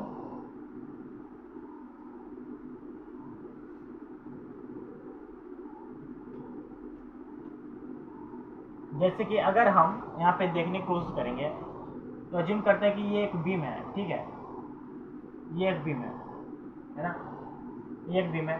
तो यहाँ पे अगर इस पोर्शन की बात करें, तो यहाँ पे 200 मेगा पास्कल से मैक्सिमम स्टेट 200 मेगा पास्कल है। अगर हम यहाँ पे बात करें इस पॉइंट पे, तो यहाँ पे 100 मेगा पास्कल है, ठीक है। अब यहाँ पे करेंगे तो यहाँ 400 मेगा पास्कल। इसका मतलब क्या हुआ, इसका मतलब कि हर पोर्शन पे इसका स्ट्रेस वेरी कर रहा है, मतलब कहीं ज़्यादा हो रहा है, कहीं कम हो रहा है, कहीं ज़्यादा हो रहा है, कहीं कम हो रहा है। तो इसके लिए हम अगर जहाँ पे ज़्यादा मटेरियल होगा, ज़्यादा स्ट्रेस होगा, वहाँ से चीज़ें ज़्यादा तुरंत ब्रेक हो जाएगी, है ना।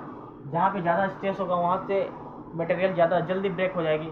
लेकिन अगर चलिए, तो इस तरह के बीम को ना हम बोलते हैं बीम ऑफ नॉन यूनिफॉर्म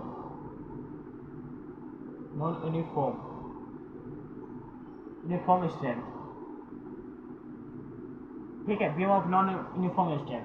लेकिन वही अगर इस तरह की बीम हो, इस तरह से बीम हो,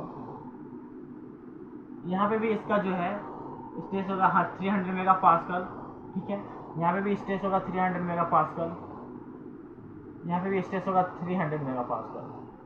तो ऐसे में क्या होगा दोस्त, ऐसे में ये होगा कि इस पोर्शन पे भी 300 मेगा पास्कल स्ट्रेस है, इस पोर्शन पे भी 300 मेगा पास्कल है, इस पोर्शन पे भी 300 मेगा पास्कल स्ट्रेस आ रहा है। तो इसका मतलब है कि अगर कभी भी ब्रेक होता है बाई चांस, तो तीनों मतलब यूनिफॉर्म है, तो तीनों में से कहीं से भी ब्रेक हो सकता है, क्योंकि तीनों है ना, तीनों सेम है। तीनों पोर्शन पे हर पोर्शन पे 300 मेगा पास्कल का स्ट्रेस आ रहा है। तो इसका मतलब ये क्या हो गया, ये हो गया बीम ऑफ यूनिफॉर्म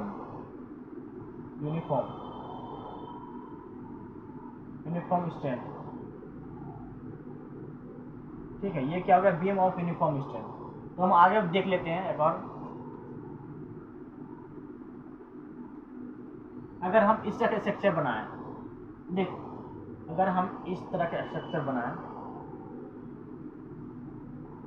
अगर हम इस तरह के स्ट्रक्चर बनाते हैं, मान लेते हैं कैंटिलीवर बीम है, ठीक है, यहाँ पे ये 100 है, सॉरी ये 100 क्या है, 100 न्यूटन है, 100 न्यूटन मान लेते हैं, 100 न्यूटन है ना। और ये कितना है, ये 3 mm है, अज्यूम कर लेते हैं 3 mm।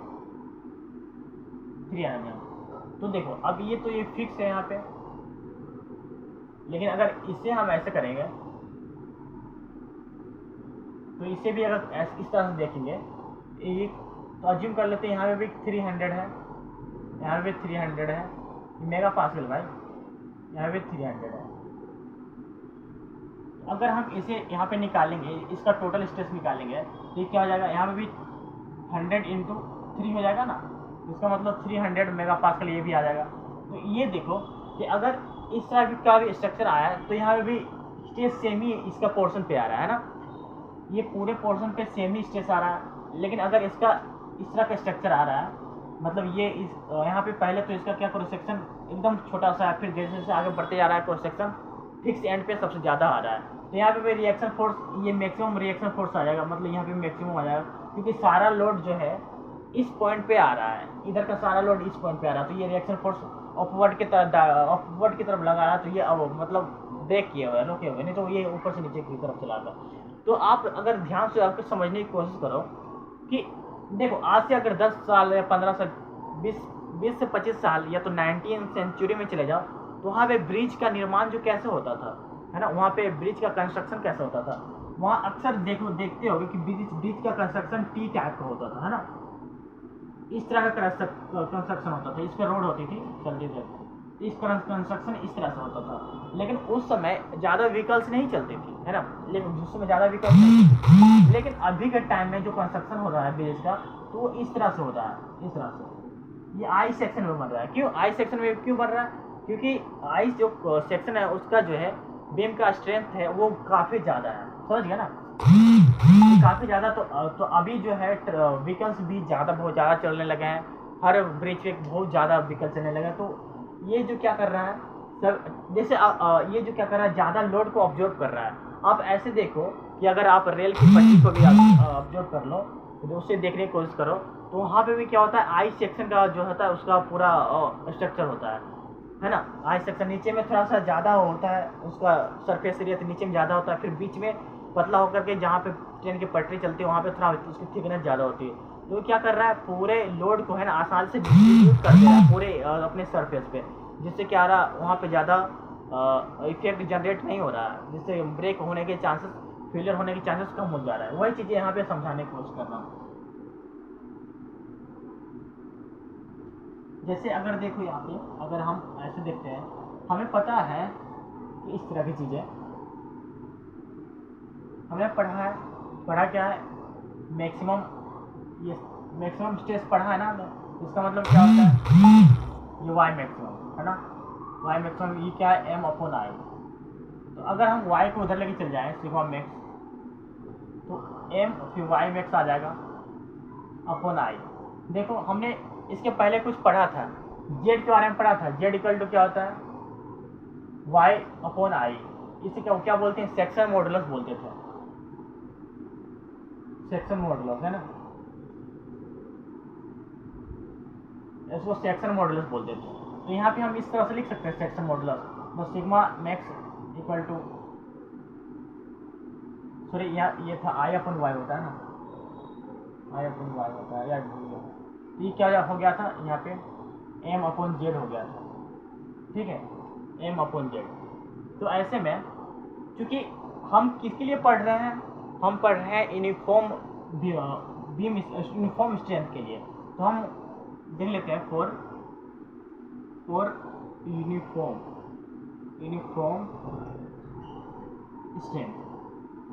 स्ट्रेंथ मतलब कि जो मैक्सिमम जो है मैक्सिमम स्ट्रेस वो भी यूनिफॉर्म आएगा, है ना, दैट मीन्स क्या होगा, मैक्सिमम स्ट्रेस वो भी क्या होगा, यूनिफॉर्म आएगा। इसका मतलब ये है कि सिग्मा मैक्स क्या हो गया, कांस्टेंट हो गया ना, सिग्मा मैक्स कांस्टेंट हो गया, ठीक है। अब जब ये सिग्मा मैक्स कांस्टेंट हो गया तो ये क्या हो गया, एम जो है डायरेक्टली प्रोपोर्शनल टू जेड, है ना, मोमेंट जो है डायरेक्टली प्रोपोर्शनल टू किसके हो गया, सेक्शन मॉडुलस हो गया। हम यहाँ पे दो कंडीशन देखने की कोशिश करेंगे, जिससे हमें क्या पता चलेगा कि जो हम एच और बी पे क्या जो है इफेक्ट जनरेट होता है। तो चलो देखते हैं। तो हमने यहाँ पे पढ़ा था, क्या पढ़ा है, इसको हम यहाँ पे लिख लेते हैं कि जो है मोमेंट जो है directly proportional to section modulus होता है। इसका मतलब ये है कि हम पहले केस में पढ़ेंगे कि अगर बीम की एच को जो है कांस्टेंट कर देते हैं, बीम की एच को कांस्टेंट कर देते हैं, बीम की एच को कांस्टेंट कर देते हैं, तो इसका बी क्या हो रहा है, वेरी कर रहा है। जो मान लेते कि कोई भी रेक्टेंगल है ना, तो उसका 2 डायमेंशन होता है, मतलब एच इंटू बी है ना, एरिया निकालते हैं ना एच इंटू बी है ना, वही चीज़ हम यहाँ पे निकालने के लिए निकालने की कोशिश करेंगे। अगर एच को हम फिक्स कर देते हैं, एच को हम कांस्टेंट कर देते हैं, तो ये क्या हो रहा है, बी जो है वेरी कर रहा है ऐसे, बी क्या हो रहा है, वेरी कर रहा है, बी मतलब बी ऐसे वेरी कर रहा है। इसका मतलब क्या है, बी पहले तो छोटा सा था, फिर आगे बढ़ते बढ़ते धीरे धीरे इंक्रीज हो रहा है बी, ठीक है। अब यहाँ पे देखेंगे, अगर हम सेकंड में बात कर लें, सेकंड में अगर एच को कांस्टेंट, एच को क्या कर रहे हैं, वेरी करवा रहे हैं, एच को वेरी करवा रहे हैं, ये एच है, तो बी क्या है, बी जो है कांस्टेंट हो जाएगा, बी जो है कांस्टेंट हो जाएगा। तो हम यहाँ पे देख लेंगे कि जैसे देखो, अगर हम यहाँ पे एक कैंटिलीवर लगाते हैं, यहाँ पे एक कैंटिलीवर लगाते हैं, तो इस तरह के अगर यहाँ पे लोड लगा दे रहे हैं, मान लें कि लोड एक से डब्ल्यू है, और इस पॉइंट पे हमें यहाँ से यहाँ तक का निकालना है, क्या निकालना है, यहाँ से यहाँ तक का बेंडिंग मोमेंट निकालना है। तो हमें बेंडिंग मोमेंट निकालने के लिए क्या करेंगे, बेंडिंग मोमेंट निकालने के लिए क्या हो जाएगा, डब्ल्यू इंटू एक्स हो जाएगा ना, क्योंकि ये जो है डाउनवर्ड की तरफ जा रहा है, डाउनवर्ड की तरफ जा रहा है, तो क्या कर रहा है, हॉगिंग कर रहा है, हॉगिंग कर रहा है तो माइनस हो जाएगा, समझ गया ना। ये थोड़ा कॉन्सेप्ट को ध्यान समझना पड़ेगा, क्योंकि ये थोड़ा इसका कॉन्सेप्ट डिफरेंट है। तो आप सोच रहे हो कि कहाँ नहीं जा रहा, कहाँ नहीं जा रहा, तो कोई दिक्कत नहीं, जैसे जैसे हम आगे बढ़ते जाएंगे ना, आपको समझ में आएगा कि अरे भाई ये तो ये बोल रहे थे, ये तो ये बोल रहे थे, ठीक है। तो इसका मतलब ये कैंटिलीवर बीम में तो ये बेंडिंग मोमेंट इतना आ गया। तो हम देख लेते हैं इसका पहला का, ये पहला का देखेंगे, इसको भी हम इधर लिख लेंगे, bending moment minus W x, ठीक है।